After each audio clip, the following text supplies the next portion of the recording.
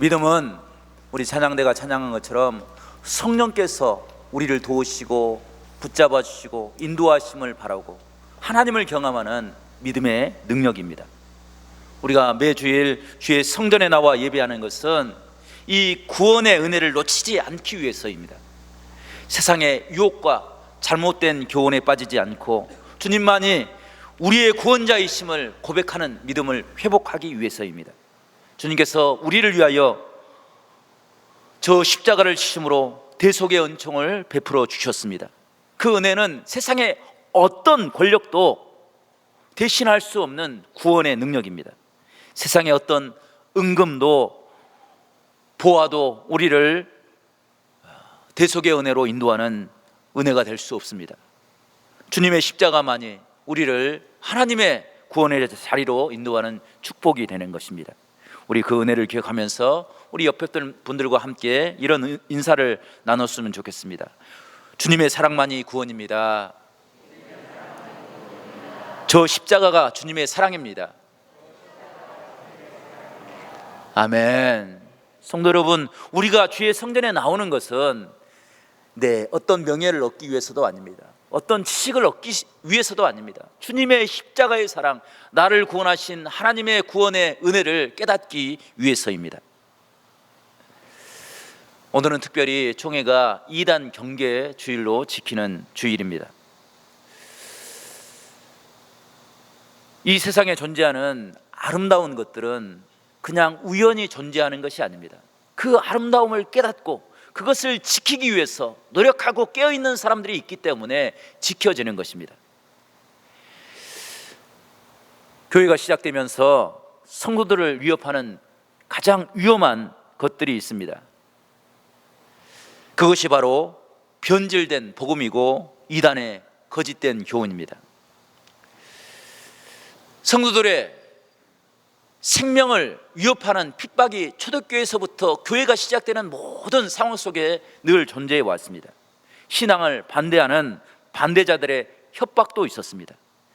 그러나 그런 것들은 우리의 육신의 생명을 위협할 뿐이고 우리의 마음을 두렵게 하는 데 그칩니다.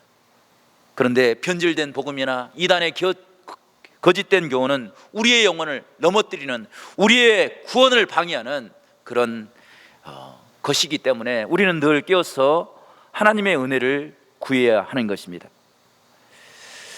사도 바울은 그것을 깨닫고 오늘 본문 7절에 이렇게 고백합니다. 7절의 말씀을 저와 여러분이 함께 한번 읽어보겠습니다. 17절 말씀입니다. 시작. 다른 복음은 없나니 다만 어떤 사람들이 너희를 교란하여 그리스도의 복음을 변하게 하려 함이라. 아멘. 성도 여러분, 사도 바울이 얼마나 깊이 하나님을 경험했습니까? 그는 죄인의 계수로 살 만큼 초대교회를 핍박했던 사람입니다. 그런데 다메섹 도상에서 주님을 만났습니다. 주님께서 그를 찾아오셔서 그의 마음속에 번민하고 고민했던 문제를 풀어주었습니다. 율법을 가지고 사람을 박해하고 핍박했습니다. 사도 바울의 마음속에는 사람을 구원하는 힘을 갖고 싶었습니다. 그런데 율법으로는 그것을 이룰 수가 없었습니다. 그 앞잡이에 서서 고민하고 번민했던 사도 바울을 주님께서 찾아오셔서 그의 이름을 불러주실 때 그 모든 근심과 염려가 떠나가고 하나님의 참된 구원의 은혜를 경험하게 되었습니다. 이것을 경험할 때 사도 바울이 담대하게 외칩니다. 복음이, 다른 복음은 없습니다. 오직 우리가 의지하고 우리가 붙잡아야 될 복음은 예수님의 십자가의 복음의 은혜입니다. 예수 그리스도의 복음은 시대가 변하고 상황이 변하더라도 결코 변화될 수 없는 영원한 진리이라고 외칩니다. 그런데 그런 복음의 은혜를 들었던 갈라디아 교회 성도들은 그 복음을 너무 쉽게 생각했습니다. 아니, 사도 바울이 외치는 복음이 아니라 할지라도 다른 것으로 인해서 구원을 얻을 수 있다고 생각을 했습니다. 그래서 그들이 선택한 것이 조상들이 지켰던 전통이었습니다. 율법이었습니다. 그들이 왜 이런 어리석은 선택을 한 것입니까? 그들은 하나님의 복음을 바울이 만났던 예수 그리스도를 경험하지 못했기 때문입니다. 참된 복음의 은혜를 깨닫지 못했기 때문에 그들은 쉽게 복음을 떠나버렸고 예수 그리스도의 복음에서 자신의 생각으로 변화된 그런 변질된 복음을 가지고 살았던 것입니다. 복음이 없는 사람들도 구원을 이야기합니다. 복음이 없기 때문에 자신들의 생각을 이야기하는 것입니다. 자신들의 행위를 이야기하는 것입니다. 그래서 어떤 사람들은 선을 행하여 착한 일을 많이 해야 그 대가로 구원받을 수 있다고 생각을 합니다. 어떤 사람들은 구원을 위해서 깊은 남들이 하지 않는 수련을 해야 고통의 아픔을 겪어야 구원받을 수 있다고 생각을 합니다. 이것은 지극히 율법적인 구원관입니다. 그것으로는 결코 구원을 얻을 수가 없습니다.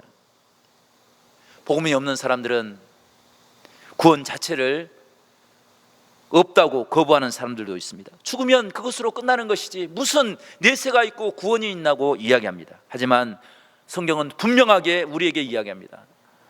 우리의 인생이 끝나면 마지막 순간에 반드시 하나님 앞에 서야 될 것을 말씀합니다. 그리고 그때 우리에게 필요한 것이 예수 그리스도의 복음의 은혜입니다. 대속의 은총입니다. 우리를 위해서 대신 짊어지셨던 예수 그리스도의 은혜만이 우리를 구하는 능력이라고 말씀하고 있는 것입니다. 성도 여러분, 우리가 주의 성전에 올 때마다 그 은혜를 깨닫는 우리 모두가 될 수 있기를 간절히 축원합니다. 그 은혜를 깨달음으로 어떤 상황 가운데서도 흔들리지 않냐고 확신 가운데 거하는 그런 복된 믿음의 은혜가 있기를 간절히 바랍니다. 성도 여러분, 그렇다고 한다면 이 복음은 어떻게 어디에서부터 시작된 것입니까? 예수 그리스도의 복음은 하나님의 사랑에서 시작된 것입니다.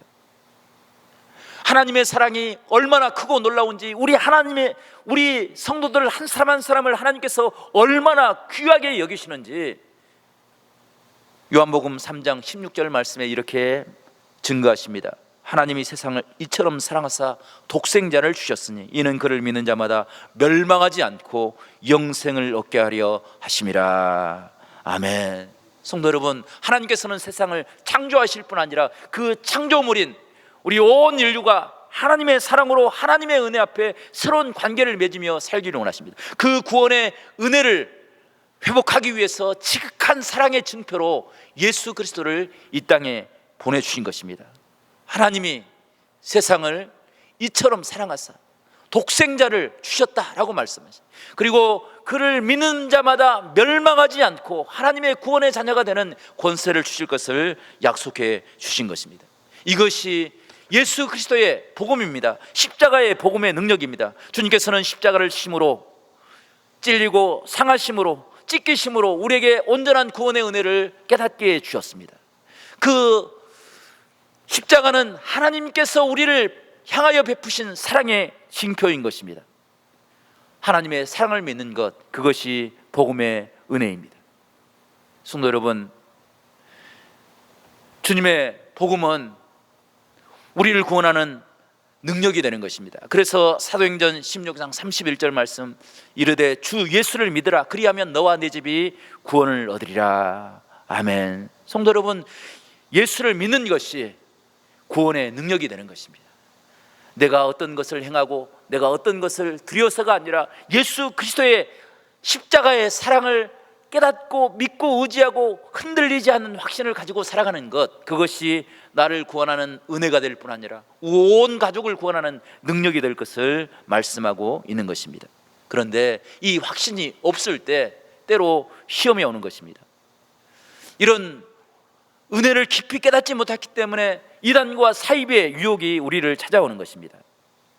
이단과 사이비들은 모든 사람들에게 열려있는 복음을 거짓된 복음이라고, 실패한 복음이라고 이야기합니다. 그리고 그들이 가지고 있는 제한된 복음, 닫혀있는 복음을 가져야 구원받을 수 있다고 이야기합니다. 그것을 강조함으로 사람들에게 희생과 물질을 요구합니다. 이단들은 자신들의 교리를 가지고 사람들의 영혼과 삶의 모습들을 착취하고 그들을 억압하는 그런 것들을 요구하고 있는 것입니다. 그것을 사도 바울은 엄격하게 경고하고 있습니다. 그리스도의 복음 외에는 결코 다른 복음이 없습니다. 그 복음을, 다른 복음을 전하는 존재, 그것이 천사라 할지라도 그는 저주를 받을 것이라고 말씀하고 있는 것입니다. 그런데 참 안타까운 것은 우리가 이단을 경계해야 된다고 이야기하고 이단을 주의해야 된다고 이야기하지만 그 이단의 모습을 쉽게 구별하지 할 수 없는 것이 우리들의 모습입니다. 오늘 갈라디아 교회도 그런 이단이 침범했습니다. 갈라디아서 2장 4절 말씀 보게 되면 이렇게 기록되어 있는데, 이는 가만히 들어온 거짓 형제들 때문이라 라고 기록하고 있습니다.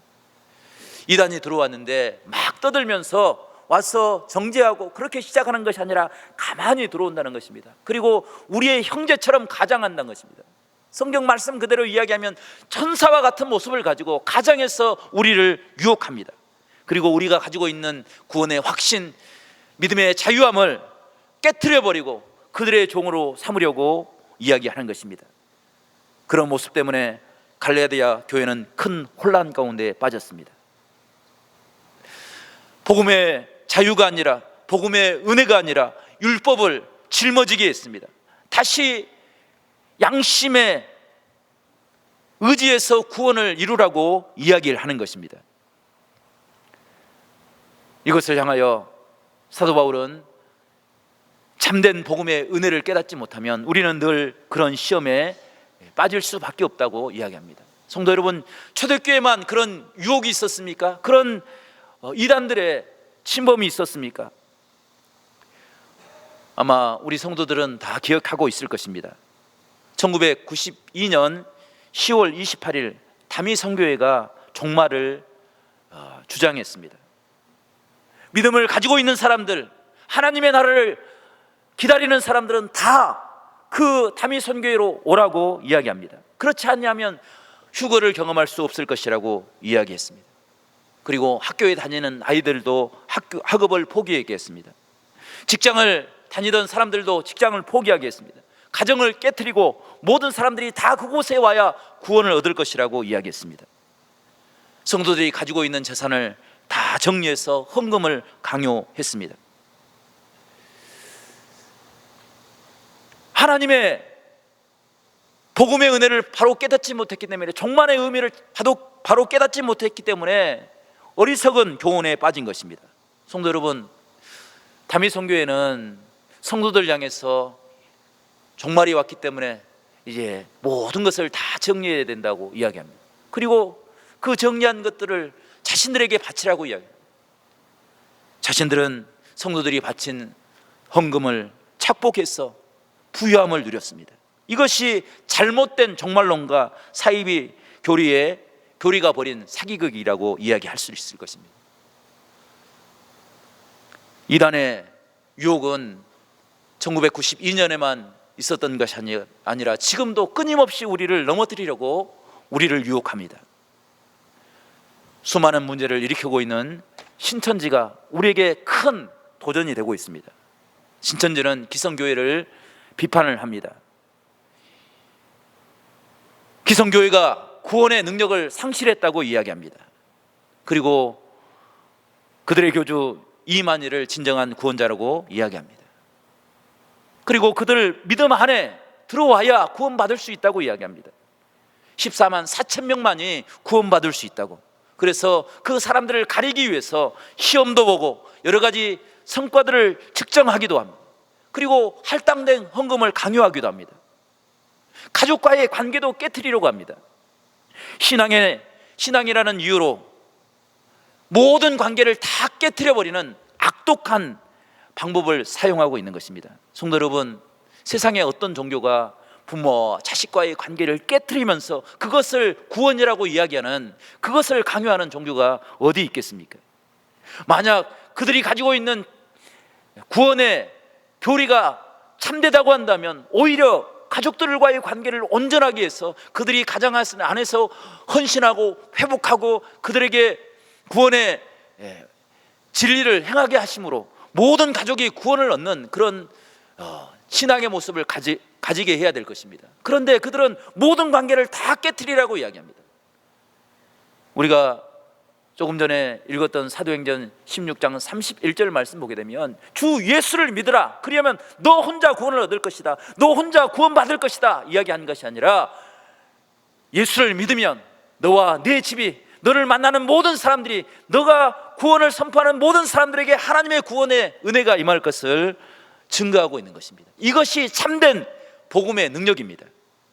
우리가 예수 그리스도의 사랑을 깨달음으로 가정에서 섬기고 우리가 직장에서 헌신하는 이유가 무엇입니까? 그 복음의 은혜로 모든 사람들이 다 하나님의 구원의 은혜를 얻기 위해서입니다. 주님께서 우리를 위해서 십자가를 지셨던 그 놀라운 은혜로 우리 모두가 함께 구원에 참여하며 함께 참된 행복을 회복하기 위해서 하나님의 복음의 은혜를 증거하는 것입니다. 그런데 신천지는 모든 것을 다, 모든 관계를 깨트려 버리라고 이야기합니다. 성도 여러분, 신천지 교주 이만희가 무엇을 했기에 그들은 그렇게 그 교리에 충성하고 있는 것입니까? 정말로 이만희가 참된 이 세상의 구원자가 될 수 있습니까? 그가 이 땅에 와서 어떤 일을 했기에, 도대체 그가 어떤 일을 했기에 그들은 이만희를 구원자라고 이야기하는 것입니까? 그가 우리를 위해서 피 한 방울이라도 흘리는 고통을 맛보았습니까? 그들은 거짓된 교리로 이야기합니다. 그리고 재림 때 하나님의 나라에 대한 잘못된 교훈을 이야기합니다. 그들은 마치 하나님의 나라가 계급 사회처럼 이야기를 합니다. 그래서 이만희 교주는 재림 때 영적 결합을 하는데 예수의 영과 결합을 해서 그가 온전한 구원자가 될 수 있다고 이야기합니다. 그리고 성도들도 자신이 행한 그 신앙의 정도에 따라서 위대한 영들과 결합함으로 구원의 자리에 나갈 수 있다고, 그래서 하나님의 나라가 마치 계급 사회처럼 이야기를 하는 것입니다. 성도 여러분, 어떻게 하나님의 나라가 계급 사회가 될 수 있을까요? 하나님의 나라는 정말로 하나님의 은혜로 약하고 고통받는 사람들, 가난한 사람들, 어려운 사람들이 다 하나님의 은혜로 회복되어서 한 몸이 되고 하나님의 은혜를 고백하는, 하나님의 온전한 은혜를 이루는 그런 은혜가 하나님의 나라인 것입니다. 그 교리를 깨닫지 못했기 때문에 잘못된 유혹과 세뇌 교육으로 변질된 복음을 갖고 있기 때문에 그들이 알지 못하는 것들을 이야기하고 그것으로 자신의 인생을 망치고 있는 것입니다. 그러므로 우리는 예수 그리스도에 대한 복음을 온전히 깨달아야 될 줄로 믿습니다. 하나님의 복음의 은혜를 온전히 가지고 있으므로 어떤 유혹에도, 어떤 거짓된 교훈에도 넘어지지 않도록 우리 스스로를 돌아볼 줄 알아야 됩니다.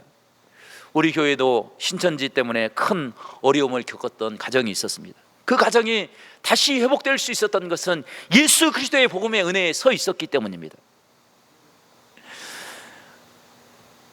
어떤 유혹도 내가 바로 서 있으면, 내가 진리 위에 바로 서 있으면 우리를 유혹할 수 없습니다. 7절 말씀 보게 되면 갈라디아 교회에 거짓된 형제들이 찾아와서 교회를 교란에 빠뜨렸습니다. 유혹하고 바른 진리에 서지 못하도록 유혹했습니다. 그들이 가진 것을 가지고 교회를 비난하고 비판했습니다.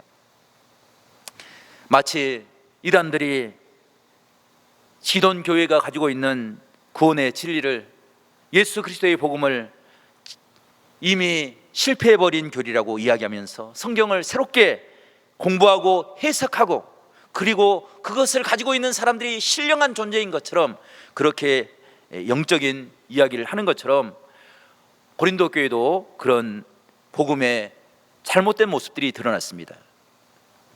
또 한 가지 시험거리가 될 수 있었던 것은 사도 바울이 가지고 있었던 연약함 때문이었습니다. 우리가 읽지 않았지만 갈라디아서 4장 14절 말씀 보게 되면 사도 바울이 이렇게 고백합니다. 너희를 시험하는 것이 내 육체에 있으되, 그리고 15절 말씀 보게 되면 너희가 할 수만 있었더라면 너희 눈이라도 빼어 나에게 주었으리라 라는 말씀이 함께 연결되는데, 이 말은 사도 바울이 가지고 있었던 안질에 관한 이야기인 것 같습니다. 사도 바울이 지독한 안지를 가지고 있었습니다. 그래서 글을 쓸 수 없을 만큼 그런 고통을 당하였고, 앞에 있는 것들을 분별할 수 없을 만큼 그런 어려움을 겪었습니다. 그런 어려움을 바라보면서 거짓 형제들이 이렇게 이야기합니다.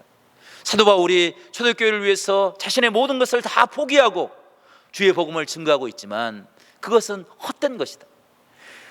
사도 바울이 가지고 있는 그 안질, 그것은 하나님이 사도 바울을 징계하기 위해서 주신 것이다. 하나님께 저주받고 징계받는 사람이 어떻게 주의 복음을 증거할 수 있겠느냐. 사도 바울이 전하는 복음은 참된 복음이 될 수 없다고 비꼬아서 사도 바울을 비판했습니다. 그 이야기를 들었던 소수의 사람들은 사도 바울의 질병으로 인해서, 그리고 그를 향한 비판으로 인해서 복음을 떠나버리는 그런 모습이 있었습니다. 사람을 바라보면 그런 시험에 들 수 있습니다. 사람이 싫어지면 복음도 싫어지는 경우가 있는 것입니다. 하지만 복음의 은혜를 온전히 깨닫는 사람들은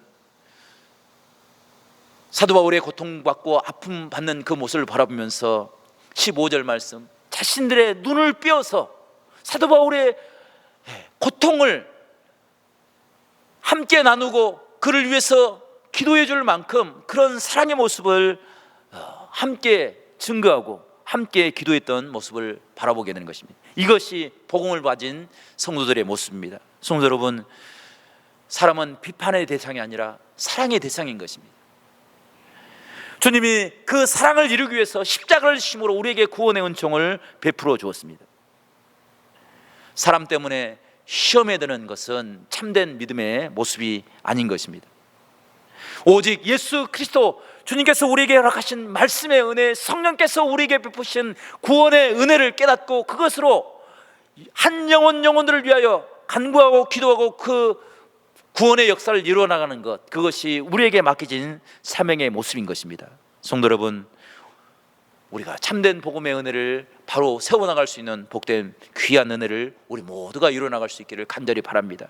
그래서 한 사람도 시험에 들지 아니하고 하나님의 은혜를 나누며 간증하며 살아가는 우리 모든 성도들이 될 수 있기를 간절히 바랍니다. 주의 성전에서 우리를 향하여 말씀하시는 하나님의 음성에 귀를 기울임으로 복된 복음을 회복하는 믿음의 사람들이 될 수 있기를 간절히 바랍니다. 나를 위해서 나의 죄악과 나의 상처진 것과 나의 불완전한 삶의 모습을 위해서 찢기시고 상하셨던 그 십자가의 은혜, 그것이 우리의 찬양의 제목이고 우리가 불러야 될 하나님의 은혜이고 우리가 삶을 새롭게 살아갈 수 있는 복음의 은혜인 줄로 믿습니다. 그 은혜로 우리의 심령이 날마다 새롭게 변화될 수 있는 복된 은혜를 우리 모두가 회복할 수 있기를 간절히 축원합니다.